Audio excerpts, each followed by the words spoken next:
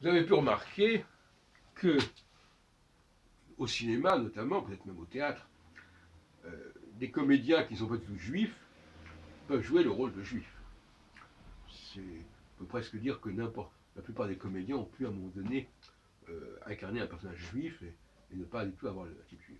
On ne peut pas en dire autant des Arabes.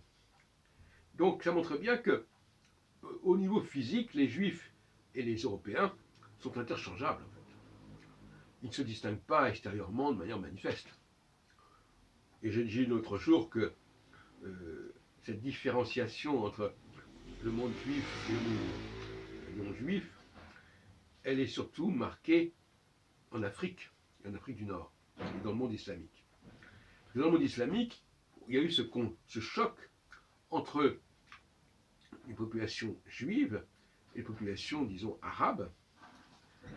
Et les populations juives, à mon avis, n'appartiennent pas à cette période, cette mouvance. Et elles se différencient très clairement.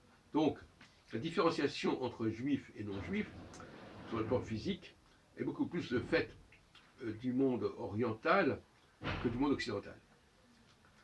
Sur le monde occidental, c'est uniquement une question de religion, de positionnement, de signes ostensibles, mais comme je disais, n'importe quel comédien, ou presque, peut jouer le rôle d'un juif, c'est pas un problème.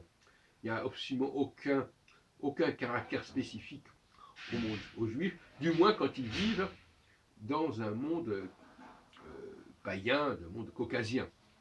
En revanche, quand ils vivent dans un monde arabo-sémitique, là, on les différencie. Et c'est pour ça qu'on peut dire que d'une certaine manière, la judéophobie, au niveau de sa dimension la plus physique, si on peut dire, est probablement née dans le monde arabe et non pas dans le monde chrétien. Pour des raisons que je viens d'exposer, à savoir qu'il ne peut pas confondre un juif et un arabe, alors qu'on peut confondre un juif et un caucasien.